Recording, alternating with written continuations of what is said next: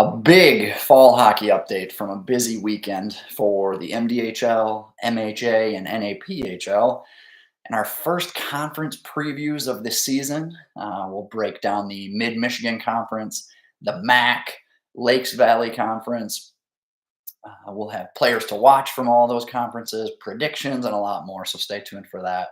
But first, I'll address the big black eyed elephant in the room here. I don't know if you guys can see this very well on camera. Um, I didn't think it was that noticeable on camera. I was in a lot of Zoom meetings and team calls this week for work.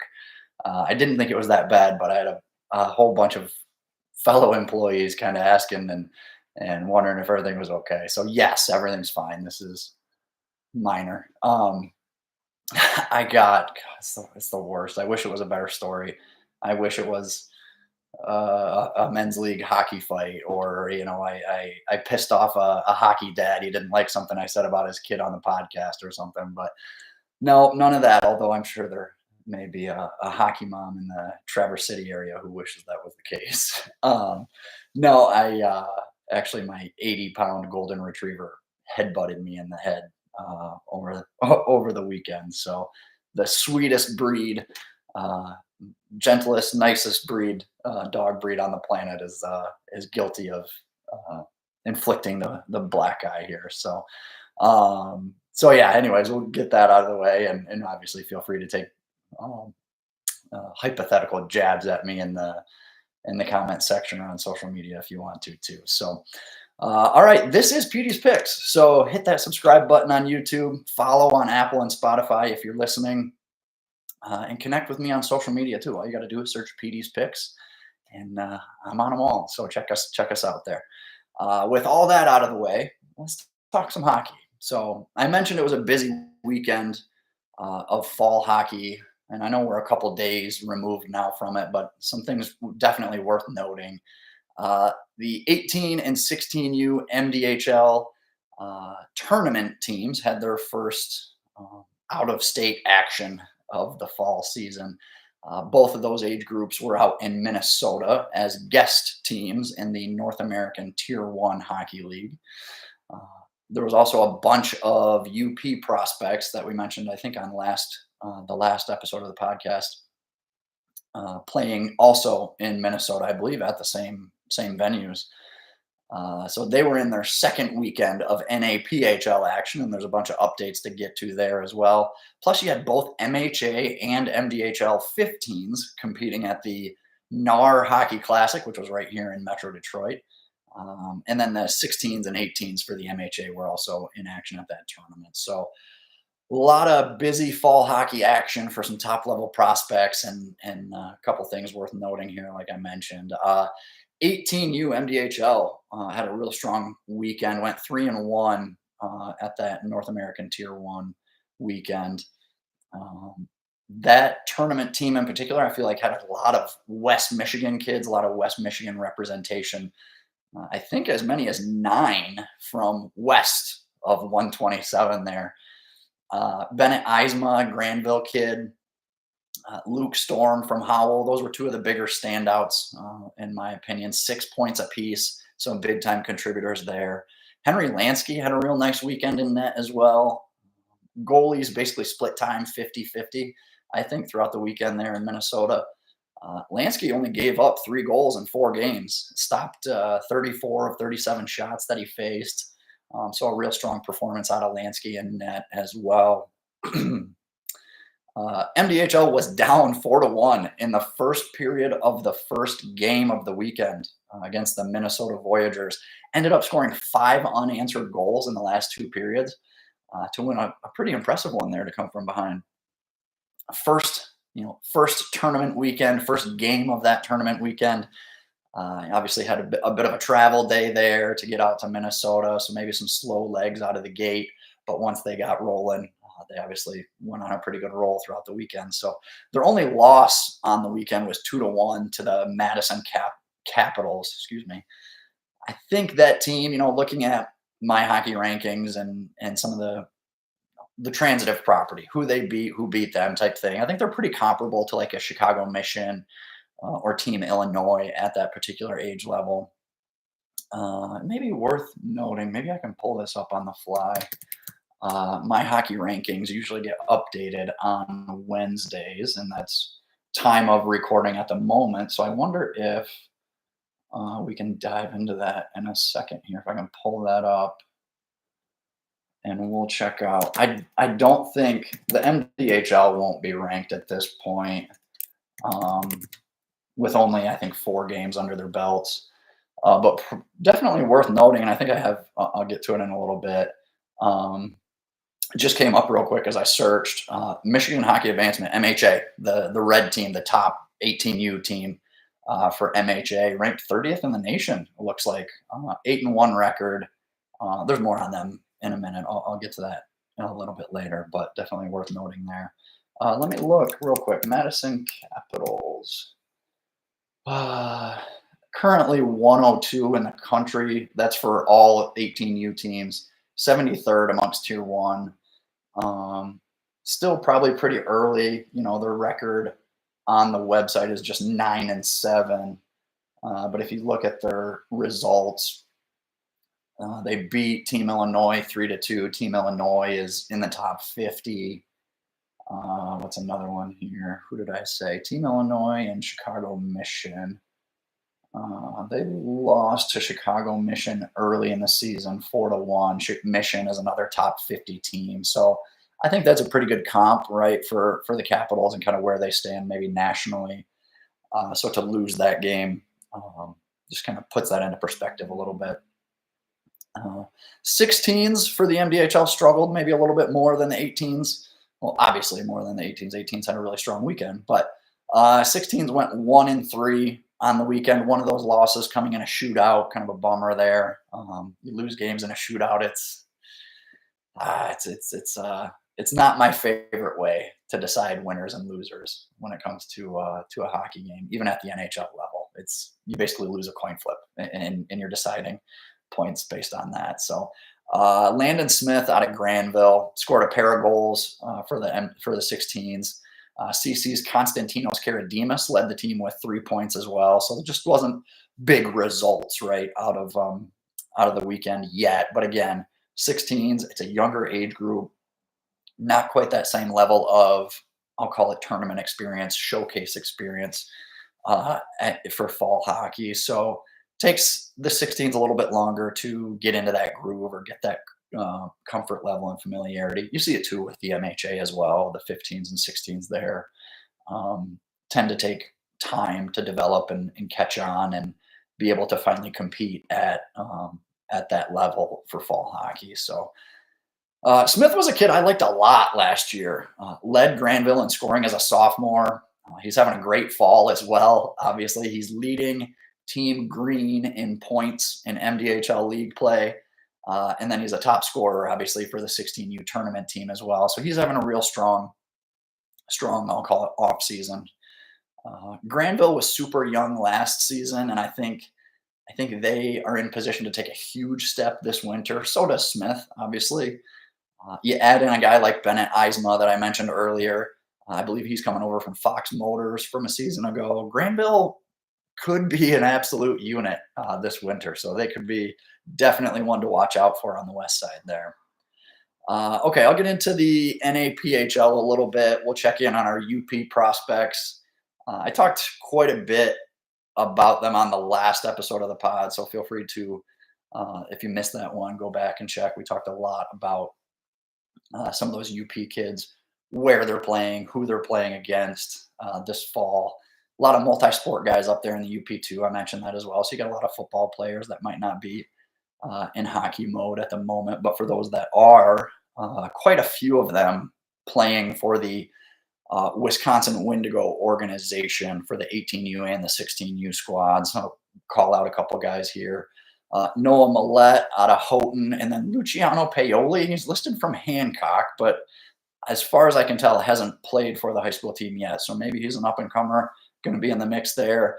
They both have been big contributors on that 16U Wendigo team. Coley Hayes, my guy in net there, lost both of his starts over the weekend, but faced 35 and 44 shots in each of those outings. So he definitely had a busy weekend there. The Wendigo 18s, again, kind of struggled a little bit. Just 1-3 on the weekend with some pretty tough losses, I'll say. But you still got guys like Connor Arco, Nathan Londo, Brendan Boberg. Those guys continue to be some major contributors on that 18U squad. So there's a lot to pay attention to there. And then how about Tevin Stukel out of Hancock? I mentioned him again on the last podcast too, but he's playing for the first place Austin Bruins in that NAPHL Fall League.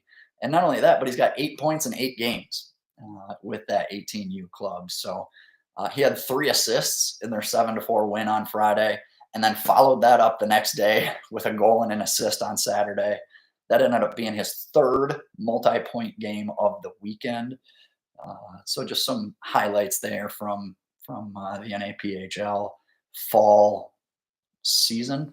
Yeah. So I believe they have one more weekend, and they'll determine a fall league champion out of that tournament.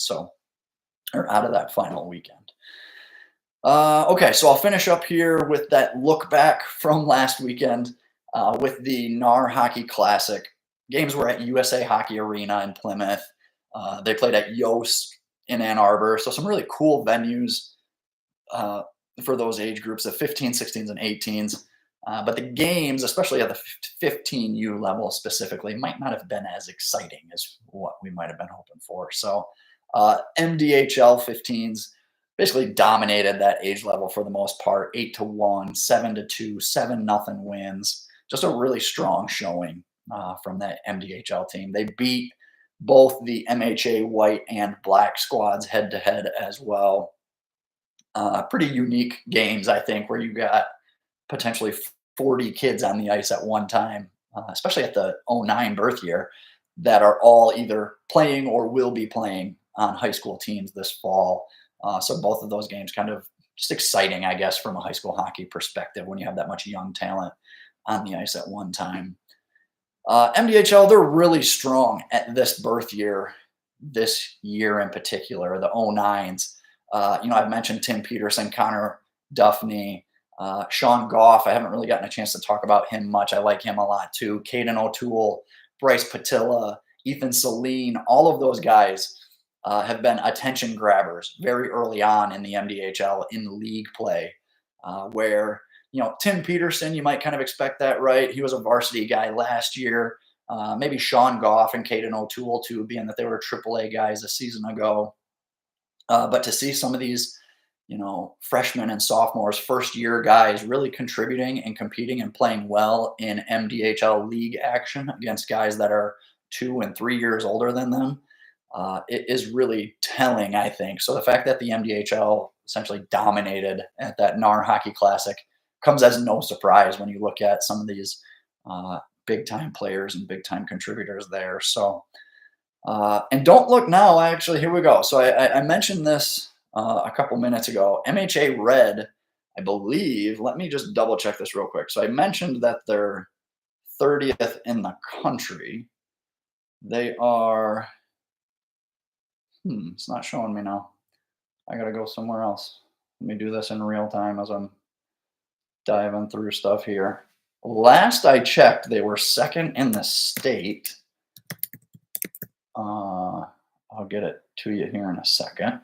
8-1 record. They're now listed as 1st in the state. So they were 2nd last night, and then obviously with the My Hockey Rankings update Wednesday morning, they're actually listed as the top-ranked 18U team in the state, ahead of VH, Little Caesars, OJG, Fox, and the rest of them. So 8-1 record. They won 2 games over the weekend. Let me see if I can get back on track here, find my spot.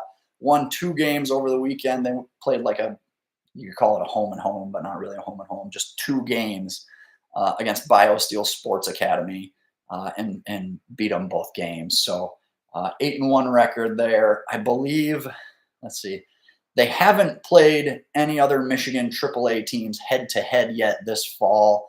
My guess is that probably doesn't happen, unfortunately, for reasons outside of our control. But for comparison, MHA Red did beat Chicago Fury pretty decisively back in August. Fury then turned around and beat both Bell Tire and Caesars that same weekend. So, I think we're at a point right now where unquestionably the MHA Red squad in particular would be right in the mix with those other 18U AAA teams in the state. Would be fun to see them go toe to toe. Would be fun to see MHA and MDHL go toe to toe too. I don't want to lose sight of that. And that could happen, I think, in 2 weeks here. I believe they're both playing at that Motown Classic tournament right here in Metro Detroit. That matchup, we've been lucky enough to see that a couple times throughout the last couple of years, but it's not a regular occurrence. But you never know. Maybe we'll get lucky and catch that matchup yet again this fall. Again, just kind of one of those opportunities where you get two benches full of high school prospects on the ice at one time. Great evaluation opportunity to kind of see them go head to head and kind of a high school hockey all-star format type look to it. So uh, definitely something I'd like to keep on our to-do list as we continue to move forward and progress with high school hockey as a whole. Would be great to see more of that. All right, we talked a lot about fall hockey on this pod already, but I'm really ready to start looking ahead to the regular season.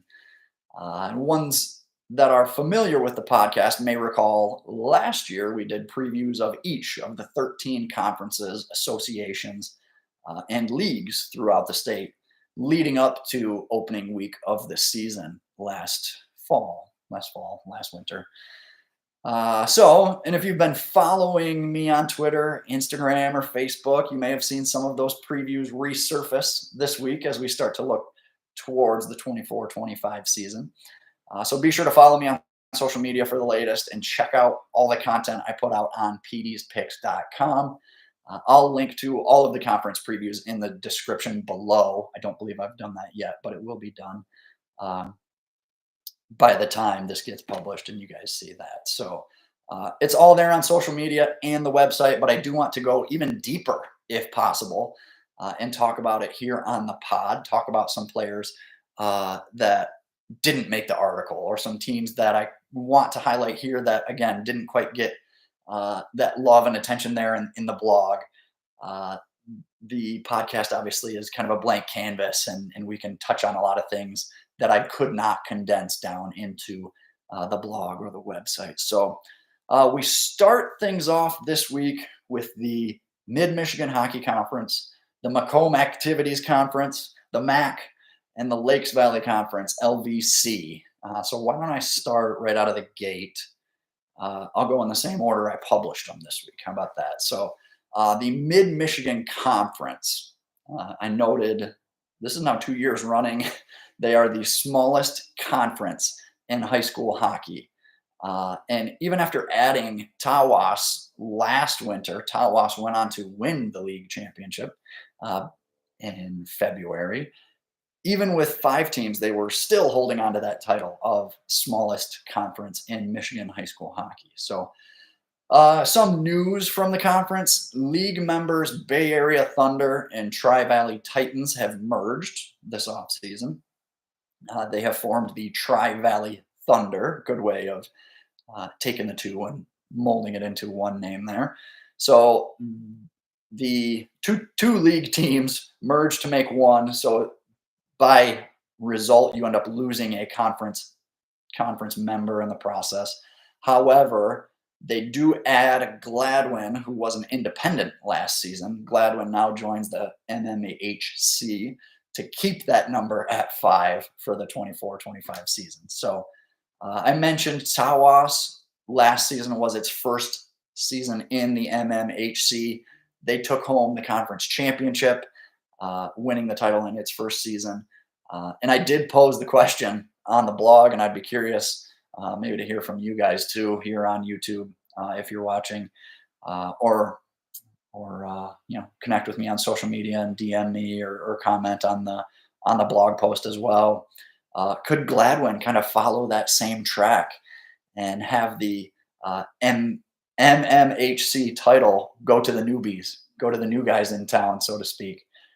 Gladwin won 19 games last season, which was its first varsity season, at least recently. I believe back when I was playing, Gladwin had a program, so maybe that program fell off for a couple years, and then last year it essentially resurfaced or came back to the varsity level. But nonetheless, its first season of varsity action last winter, they win 19 games and only graduated 5 seniors from that team. And 3 of their top 4 scorers should be back this season. So Isaac Wheeler scored 34 goals, 60 points as a junior. He led the Flying G's. They had 5 guys average a point per game. And their 139 goals scored was 4th most in the state. So that was against one of the weakest schedules, strengths of schedule, I should say, in high school hockey, ranked 121st out of 130. But I wouldn't necessarily rule them out because of that, right? You have all those returners, all that experience. Clearly, if this was a first-year program last season, it wasn't launched with the intention of it being a flash in the pan. There's expectations and a standard there that program will be in place for years to come. So not one of those kind of one-off seasons. With that, talking about strength of schedule in this regard, I'd like to see it maybe take a bit of a jump if they're going to get more statewide recognition. But had Gladwin been in the Mid-Michigan Conference last season, they still would have had a 6-0-0 record against those league teams. So Gladwin can obviously very much compete with and actually play very well against the competition, the fellow teams in this conference. My point was just more from a statewide level or the non-conference perspective. Would be good to kind of see that strength of schedule get a little bit of a bump there in order to kind of continue to climb that state ranking ladder, so to speak. While they could compete for that championship in year one, I actually have FNV taking the conference championship this winter. I liked FNV a season ago. They had some really nice young pieces in the lineup. And even with the departure of Cade Dowd, so here's my struggle. I'll admit this is my biggest problem or biggest hurdle with the conference previews is there's still a lot of unknowns at this point. Kids changing teams, some kids opting out of hockey and, maybe they're set on being a football player or things like that. Like things change during the off season that are a little bit hard for me to predict or have intel on. Cade Dowd being one of them, right? I kind of spotlighted him as a player to watch in this conference and actually is no longer with FNV. So with his departure, plus even with his departure, sorry, let me rephrase that. Even with the departure of Cade Dowd, you still got guys like Tristan Pohl, Sean O'Grady, Caden Gertz. All those guys could potentially be coming back. That's a really promising foundation there, especially in a conference like this.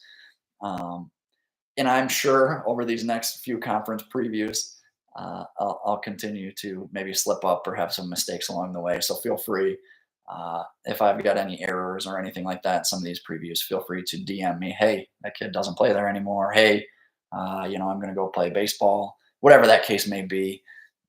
This team's no longer in the conference. Trying to have some of that correspondence with coaches in preparation and in lead up to these blogs. But like I said, some of that intel is sure to fall through the cracks, and I'm bound to make some errors here in our preseason look ahead. So, okay. So the other thing that I like that I think sets FNV apart from other teams in this conference is their non-conference schedule. They take on some pretty tough opponents. That 8-17 win-loss record from a season ago means very little to me when you see who these guys were competing against. Hats off to Coach Welch there. I think that's a real nice job of scheduling tough and challenging your boys to compete. And now strength of schedule. What does that mean, PD? Right? Like it wasn't that strong in the grand scheme of things. It was 82.87 according to my hockey rankings, just inside the top 100 overall. They don't play a CC or Brighton or Bay Reps or Houghton. No, but strength of schedule is all relative, and you don't build a program by taking on top 10 teams right out of the gate. It's tough to even get those games in the first place. You got to build up to that. You got to develop your kids and grow your program up to that. That doesn't happen overnight. That process can take years to get to that point. But if you look at FNV's schedule last season, they took on the likes of Midland, Birmingham Unified, Portage, Bay City, Jenison, Mona Shores. Those are all tough games for a program like FNV. And while they were on the losing end of all of those last season and might have gotten their doors blown off in November by Midlands and Birminghams of the world, they were taking Mona Shores to overtime in February. That's a lot of progress. That's a lot of development and improvement over time. And while they were on the losing end of those ones, it's continuing to get better and better and facing tougher and tougher competition that prepares you for conference play, that prepares you for playoff action.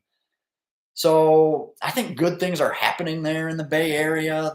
That program's heading in the right direction. I think it's going to be a big year for FNV in the Mid-Michigan Conference, even despite some of those losses they might have endured this off season. It's one team in particular I'm really excited about, and I think could prove to be the class of the conference. This Tri-Valley team could be kind of fun too. The Bay Area Thunder and Tri-Valley Titans merging.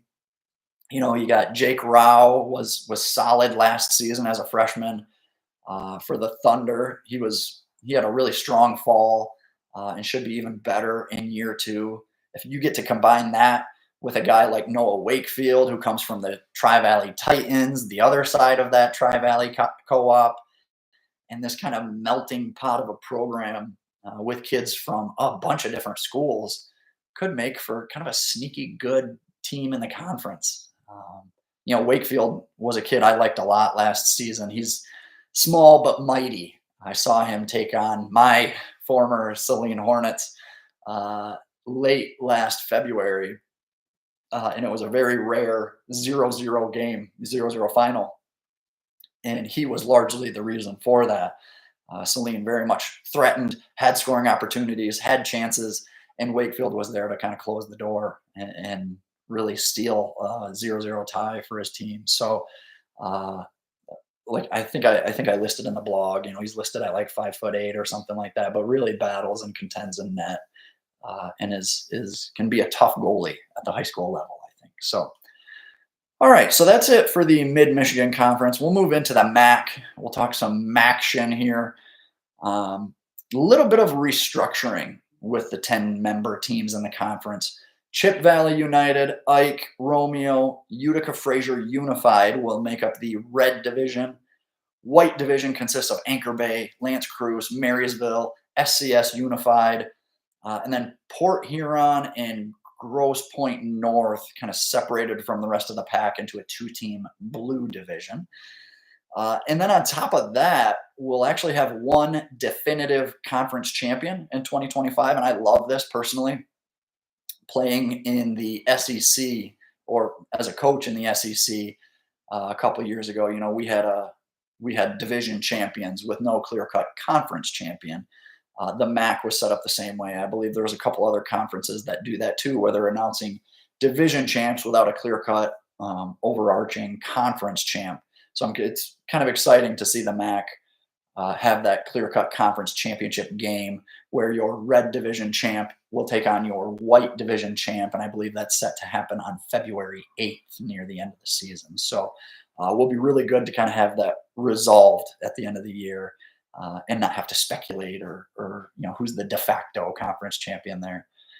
I thought Romeo was kind of the class of the MAC last season with wins over every other team in the conference, but they lost quite a bit with the graduation of Cam Cyrus, who was probably the best goalie in the MAC last season. Plus, they had some other offseason departures, The Bulldogs just have some question marks, I think, heading into the season. Chip Valley, on the other hand, was pretty young, and success really snowballed as the season wore on last winter. They went on a run where they won 13 of their last 14 games, and I'll be curious to see what their non-conference schedule looks like, because I could see them dominating MACtion, and strong outings against non-conference opponents could really propel them into statewide conversation. When you start looking at top 25s and contenders for the state tournament. So if they can start this season the way last season ended, could be a really loud season there for Chip Valley. I'm a big fan. I'll get into some of the players here. I'm a big fan of Cam Staskowski. He led the team in points last season as a sophomore. He had 44 in 23 games. Kevin Dolney is back as well. He was a big contributor. Nate Hall was pretty pivotal in the team's success during that impressive run down the stretch down the back half of the season. I watched Chip Valley 3 times last season, but never got to see Hall in action. I believe he was injured or out for most of the first half of the season. So definitely looking forward to getting eyes on him and seeing that team now with a year of experience under their belts. So I've got, we'll flip over to the white division now. I've got SCS Unified dominating that white division, but the conference champion is coming out of the red division. What I mean by that, I'm high on Chip Valley, right? I've mentioned it. I'll be open and public about it, but Romeo won't go down easily in that division. And Ike has some good young talent that has gotten better since last winter too. So one half of this conference feels more obvious, while the other feels pretty wide open. And as far as the Lakers are concerned, Zach Del Monte, Will Young, they've been pretty important guys in MDHL action this fall. And I love to see that for those guys to compete and show well on a statewide stage like the MDHL. They'll obviously be big contributors for the Lakers this winter, but far from the only ones in their lineup too. You still got guys like Brennan Link, who led the team in scoring, Gavin McKee, Vaughn Zimajewski, Caden Gersh, all top performers that could likely be back as well. They only had 5 seniors on the roster, so that St. Clair Shores team could be a fun bunch to watch this season too. Okay, so we will wrap things up here with the Lakes Valley Conference, and I got to be careful because my studio is surrounded by LVC teams. I'm in the heart of Lakes Valley country here, so I better be careful with what I say, or I might just end up with another shiner here, another black eye to go with the one that my dog gave me. So all right. This was pretty impressive in the research that I did. I think Lakeland in the LVC can be treated the same way Catholic Central is treated, or I treat Catholic Central in the MIHL. And it's them until someone can prove me otherwise. Looking at some of the research that I was doing for this particular article, I mentioned it on social media. I mentioned it in the blog. Lakeland and Catholic Central are the only 2 teams in the state who have actively won the last 4 league championships in their respective conferences. That's a pretty big indicator there. And that's really good company to keep, obviously, for Lakeland, especially coming off the heels of their historic run last winter. First time in program history that they had reached the Final Four of the state tournament. And a lot of the guys from that team are set to return. You got leading scorer Austin Scanlon. Nathan Dell has had a really good fall. I talked about him a couple weeks ago on the podcast. And so my thoughts and how I feel about him. They could have as many as 6 returners from their defensive group back as well. There's just one reason why Lakeland couldn't run it back, and it's the biggest question mark, obviously, in net there. Paul Baker was stellar for them in goal for the Eagles last season. He played all but 21 minutes of game action last season. That's a huge hole to fill for anyone in any program, right? So I'm not sure they can recreate that magic at the state level, but even with average to basic goaltending in the LVC, I think Lakeland should dominate the conference once again this season. There are two other teams I'm pretty intrigued by in the conference, I'll say. One is South Lyon and the other is Walled Lake United, and I'll kind of elaborate on both of those teams. South Lyon was pretty senior heavy last winter in what I believe was Coach Gagnon's first season with the program. Graduated 11 guys. That's a pretty high turnover year to year, but one of their top scorers, Nathan Leege, was a guy I liked a lot. He should be back, as should goaltender Ethan Schomburger. He played 26 games in net for them last season. That's enough pieces, I think, for Coach Dennis Gagnon there to kind of steady the ship, I'll say.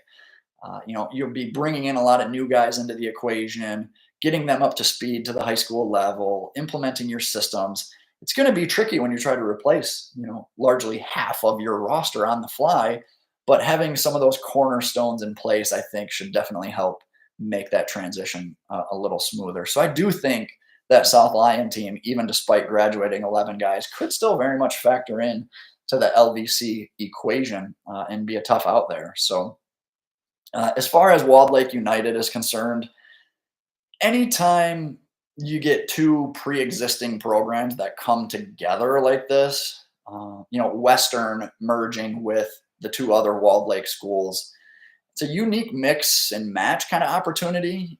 Same thing could be said about the Tri-Valley and Bay Area Thunder merging in the Mid-Michigan Conference that I was talking about a little while ago. And it made me think back to my conversation last winter with Livonia United's head coach, Jason Reynolds. And we were talking because last year was their first year with Livonia Franklin and Livonia Churchill merging. Jason came over from Livonia Churchill and now kind of absorbing or inheriting those Franklin players. We just talked about how, as a coach, you'll see the other team practice before you, right? Or you'll play a game against an opponent and kind of daydream a little bit about what your lineup could look like if that kid was on your team, or how your team might be with that goalie in net. So when you get some of these merges, that kind of fantasy hockey scenario kind of comes true. And, plus just having all of those Walled Lake schools into one co-opt program, I think is kind of good too. Just makes sense, right? So I'm very intrigued to kind of see what they will look like come this winter too. So, okay. So that's it for conference previews this week. Talked a lot about the Mid-Michigan Hockey Conference. We talked about the MAC, the LVC. We'll continue working our way around the state and through various associations and conferences and leagues. So be sure to follow me on YouTube here if you're watching, Spotify and Apple Podcast if you're listening, so you don't miss an episode and you don't miss a single conference preview leading up to Puck Drop in November. And connect with me on social media. Just search PD's Picks. I'm not hard to find. And always open to talk high school hockey, teams, players, the path to the next level, whatever it may be, alumni, where they're at, what they're doing. My DMs are open, and I love nothing more than talking hockey. So feel free to connect with me from there. Okay, so keep an eye out for those other previews coming your way. A lot to get into before the season gets underway. So until next time, skate hard, have fun. I'll see you at the rink soon.